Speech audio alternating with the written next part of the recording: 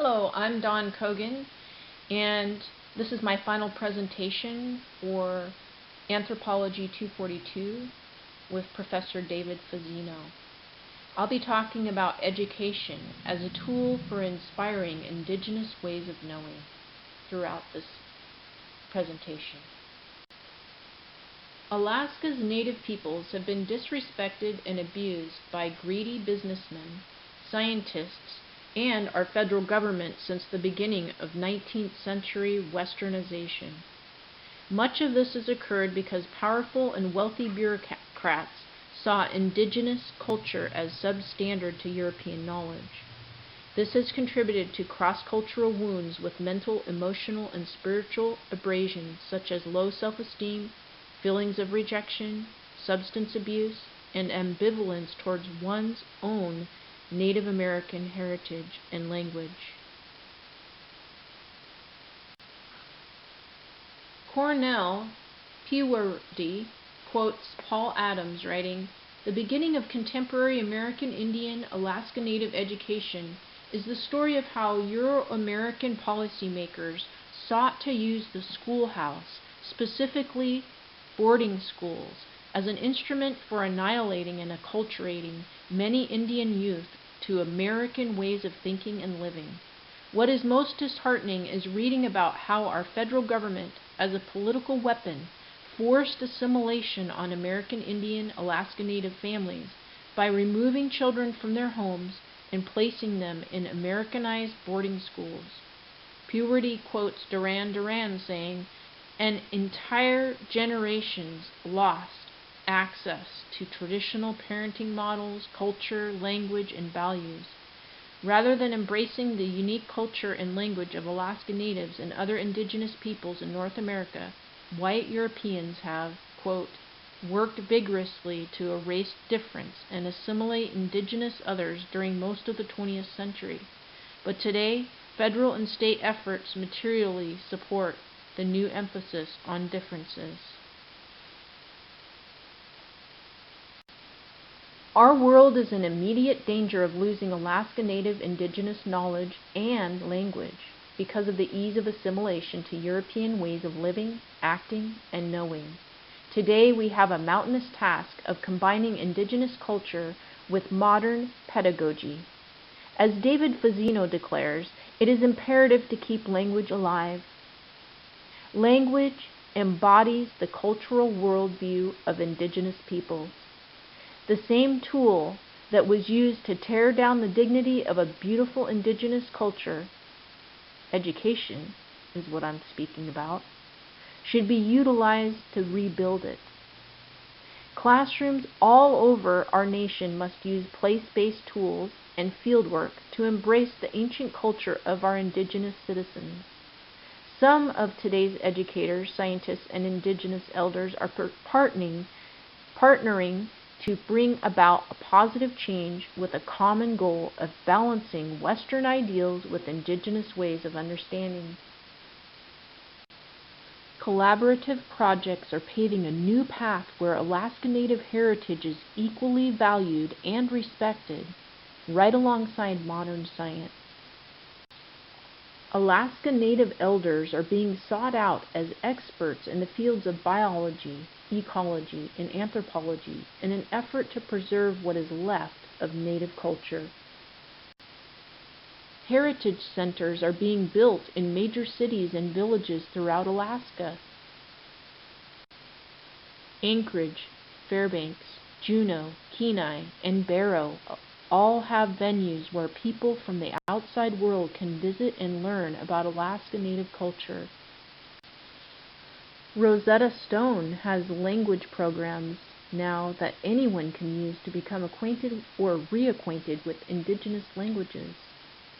And public schools are more aware of the need for cross-cultural connections in education. Public schools like the Fairbanks North Star Borough School District are developing educational kits for local teachers to borrow.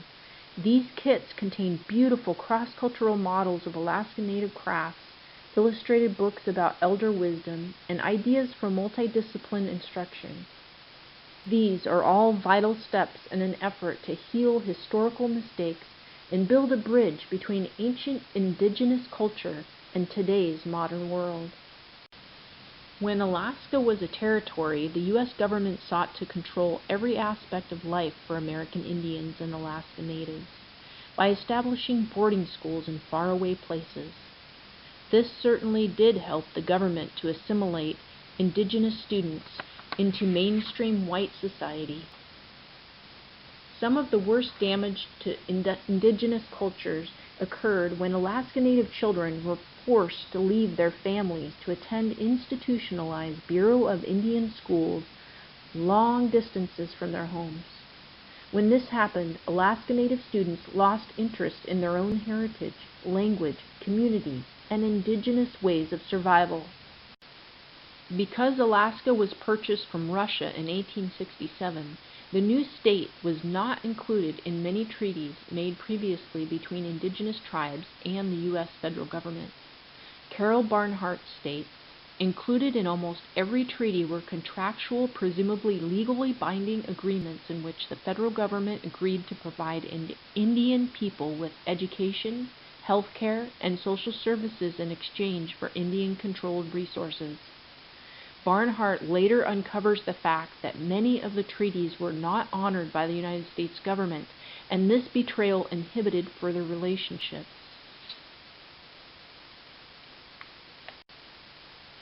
It took nearly 200 years and multiple acts of Congress to arrive at a settlement for Alaska Native peoples.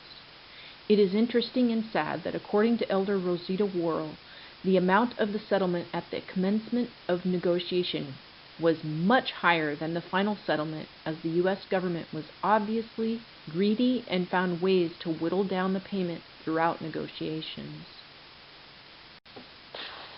The Federal Bureau of Education had taken full responsibility for the welfare and education of most Alaska Natives in an effort to enculturate them toward civilized Christian American life. The more the government provided, the more dependent indigenous people became, and fewer connections existed between Alaska Natives and their self-sufficient ways of survival. Despite these negative facts, some good has come from all the hardships. So today I have my father's wife with me, Marie Jackson, and her Eskimo name is Buckuk. And so welcome, Marie. Hi. And Marie is here to talk to us today about her experience as an indigenous person growing up out in the village of Alaska. Can you tell us where you grew up and tell us about your heritage? Okay, like she said, my name is Buckuk, and it's translated into looking, searching, and the coastal people call it digging. And I'm originally from Cayenne, Alaska, and it's called Yagmeet, and it's translated into English, where the three rivers meet. And I grew up being with my grandparents, my Anna, which means grandmother, Kapuk, and Tata Kehru, and we lived really close together. And my first language, because being around them, they couldn't speak English very well, so I learned Inupiaq from them. And in the days growing up, I used to follow them, and we go seining, fishing, and we also go get duck eggs or seagull eggs, which my grandfather had taught me that he knew exactly where they were, and he would, say for example, there's 3 eggs. He may pick 1 or 2. It depends on how many nests he found in the area. And always leave 1 or 2 so that they can reproduce, he said. And that's way of nature how he taught me. So did my grandmother, who's a really left-hand short shooter, and they would go out hunt and subsist in getting caribou, moose, beaver, anything that's wild, bear. And we, like I said, we'd go out and pick wild berries, greens, and that was our way of living in the fish camp, because we weren't living actually in Guyana, because we went right to the fish camp in coal mine camp. And we would start going to coal mine camp during May, before the ice melted, with dog teams. At that time, we didn't have no snow machines, or just depending for transportation with dog sleds during the winter time. And the summertime, coming back from the fish camp back to Guyana, we would come back with the boat.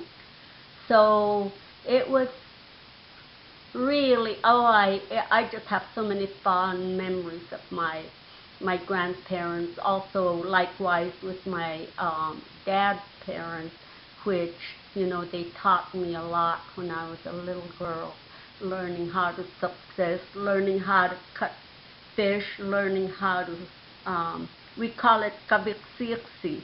I mean, descaling the fish. And sometimes my Inupiaq is not always perfect, but I try, and I'm sure a lot of the people there at home would gangiksi me when I Inupiaq fluently. Anyways, I'm saying that there are some, even though I mispronounce the words in Inupiaq, they still understand me, and they get a big kick out of it, because they end up laughing, and that's humor there. A lot of humor when I get them laughing and whatnot, and we really enjoy that. And Guyana, at that time, like, I didn't, when I turned 6 years old, 1954, was when I attended school, so that means that I have to be in Guyana, but we're always the last one to leave the school, like in May, and no, I'm sorry, in September. September is when we come back from the camp, and we're always the last one in school, my brother and I. And anyways, I'm wondering if I'm making sense, but of course. But it was, we had one class. I mean, one big classroom from first grade all the way up to 8th grade. And it was always, and back in those days, you were not allowed to speak our Inupiaq language, and I got punished for it. They put me stand in the corner in front of the whole class. I got hit by a ruler by the teacher, and it's, mind you, the same teacher. That was happening in first grade. And then I got sent home, just speaking Inupiaq. And like I said, that was my first language, and so I was more, how do you say it, really feeling really bad at that time that my grandfather said, you go to school, you be somebody. You learn English, you come back and you teach me English, I learn English from you. You be somebody. Someday you be somebody. And sure enough, I am. Yes. Well, thank you. And we're going to switch to the next slide and talk some more about what you did after you left Guyana. So, Marie, what happened after 8th grade? You said that your one-room schoolhouse was from first grade through 8th grade. Right. I had a choice of attending Mount Edgecombe, which is in Sitka, Wrangell, Alaska, also Lathrop here in Fairbanks, and Shimawa at Salem, Oregon. And because I wanted adventure, and I was very curious type of person that liked to know what's outside of Alaska, and I chose Salem, Oregon, just out of curiosity, and plus to get, how you say it, westernized. But anyways, that's where I ended in Shamawa, and that's where I graduated. I went high school for 4 years.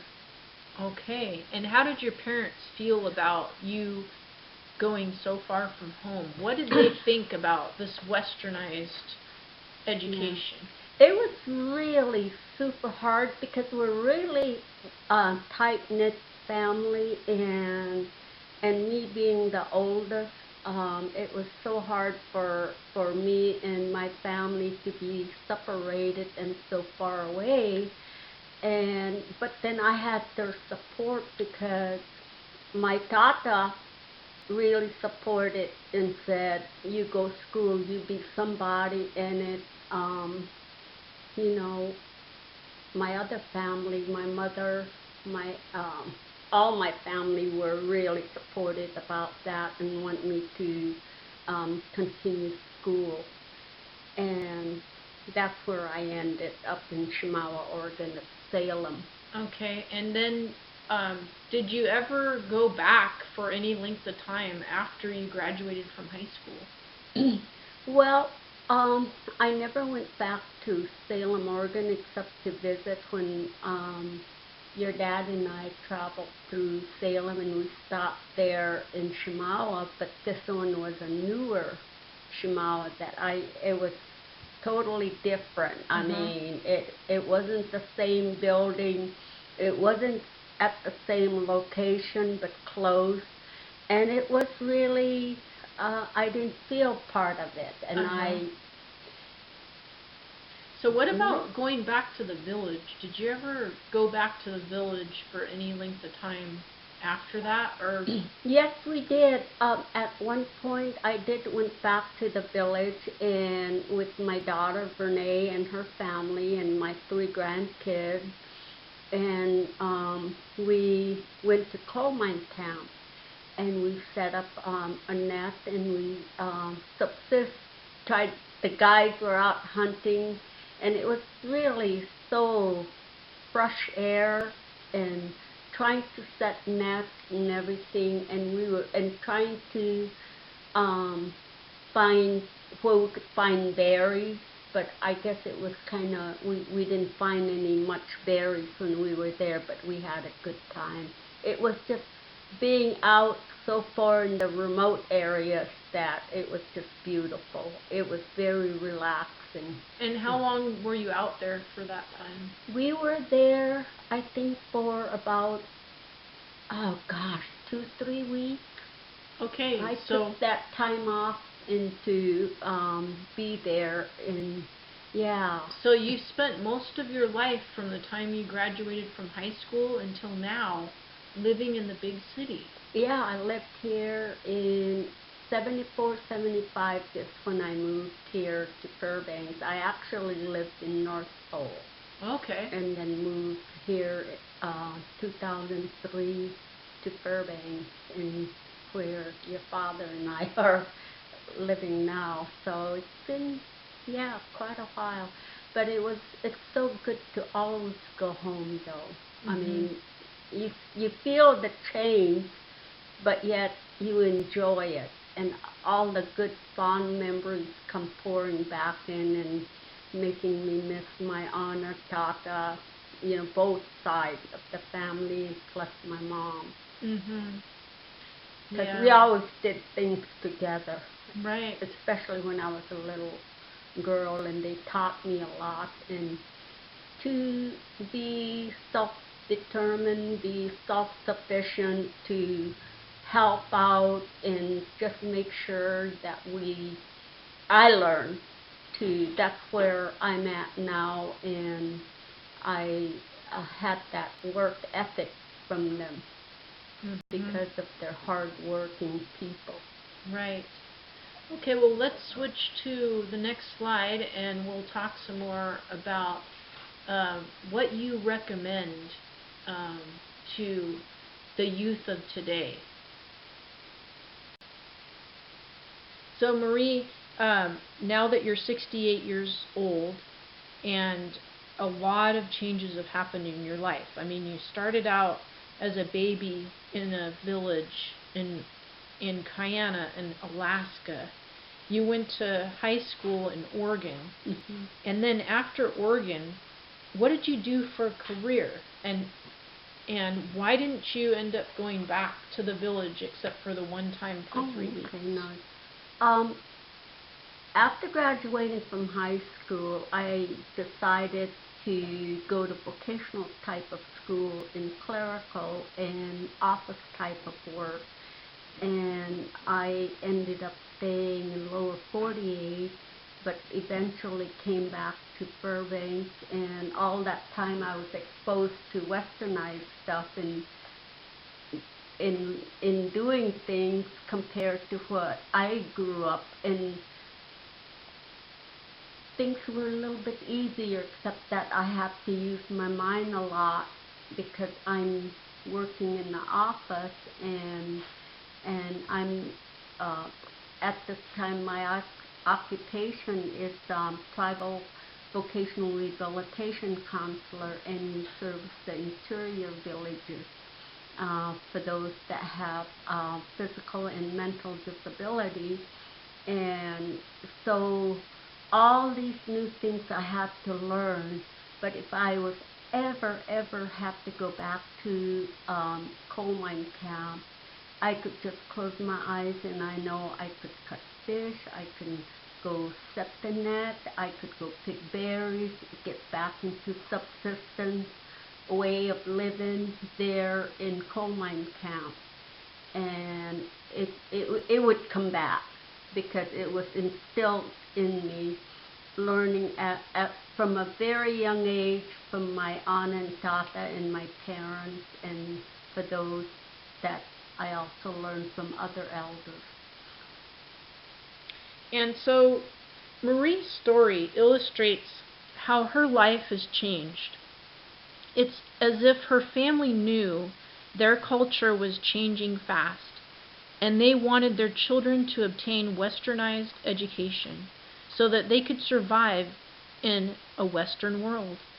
Today, Marie works at Tanana Chiefs here in Fairbanks, as she said, as a traveling rehabilitation counselor and a tribal rehabilitation counselor. And while she has become westernized, she feels so blessed to have had exposure to indigenous ways of knowing.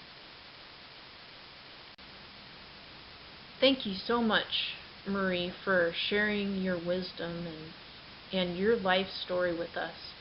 And so what advice would you give to the youth of today about learning? I would love to have all these young children to learn from the elders and to listen, especially when they're, giving a storytelling, and also to how they survive in the environment and be respectful to the environment as well as to the animals. We have that, our elders have that, always been really, really grateful and saying, thank you, Lord, thank you for being there for us to have this fish. Thank you to the other animals, that we have to eat. And my tata and Anna, they always said a prayer when they get their, for subsistence to eat, even fish. Thank you. And I want the youngsters to continue to get their education, and also to learn to speak our Inupiaq language, and to mingle, especially with the elders. I'm an elder. Hey, come and see me. I'll talk to you. We can talk about, stories way back and how interesting it is, and how school will become a tool to use as you get older, especially if you get with the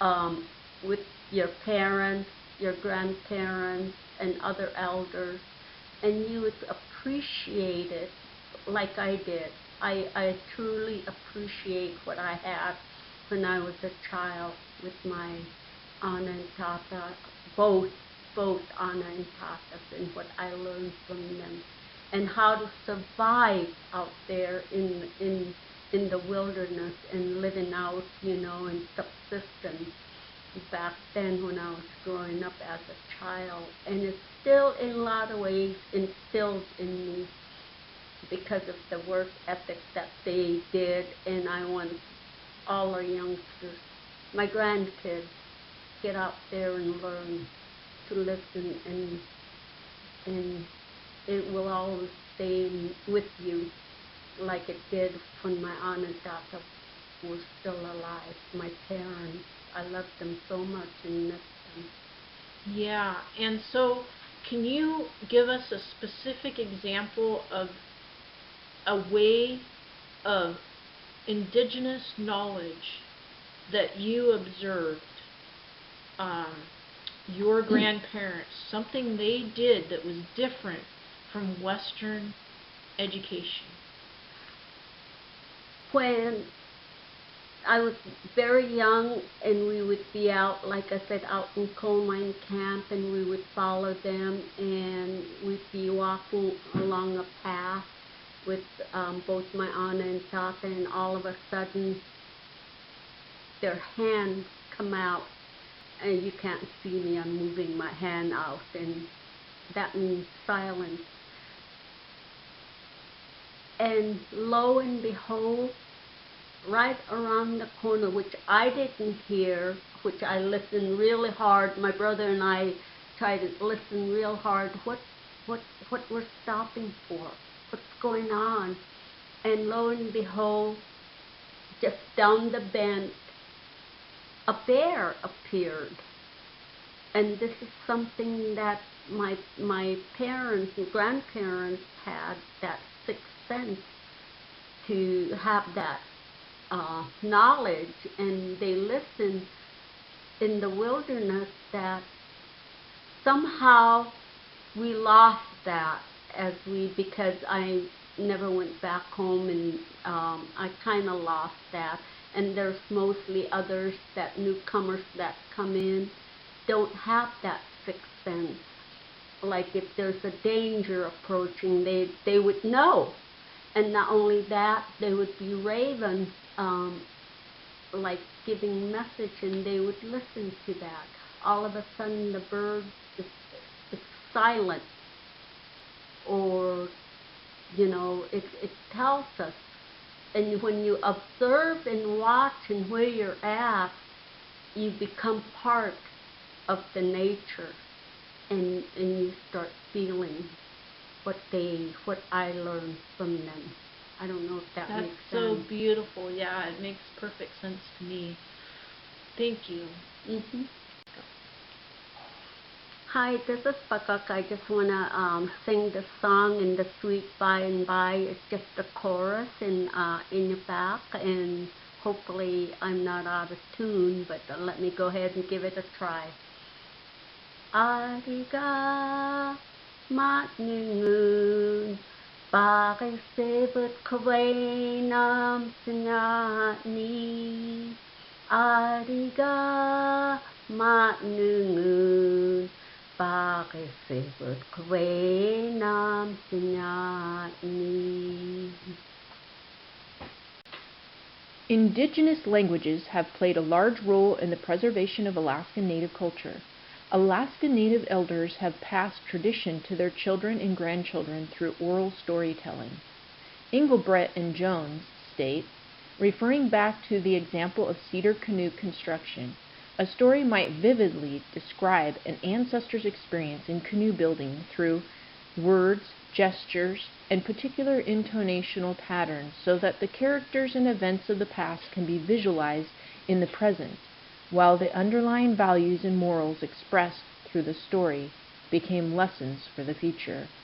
This is a prime example of how Native elders taught a new generation not only how to build a valuable tool, but also morals and values at the same time. Although language has been such an important part of Native Alaskan culture, it has been losing its life-giving power as Alaska Natives assimilate more and more within Westernized culture. Fortunately, in the past 20 years, a cultural renewal has been underway to bring back Indigenous social identity through language and literacy learning. Efforts toward this goal are being facilitated by elders and higher educational institutions like the University of Alaska Fairbanks to preserve Alaska Native culture. Native elders recognize now, probably more than any other time in history, the importance of their ancient practice of storytelling through oral tradition.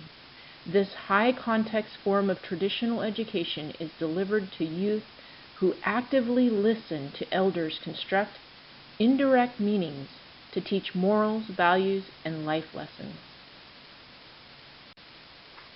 Selective heritage work preserving Indigenous traditions, customs, and culture can support Native people's connection to their authentic identity.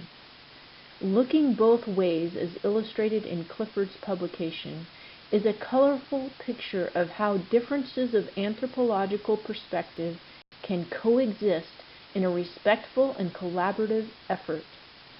Having Indigenous authorities such as elders become substantial leaders of anthropological efforts is key for achieving the respect needed to succeed in connecting pieces of the past with the present and future.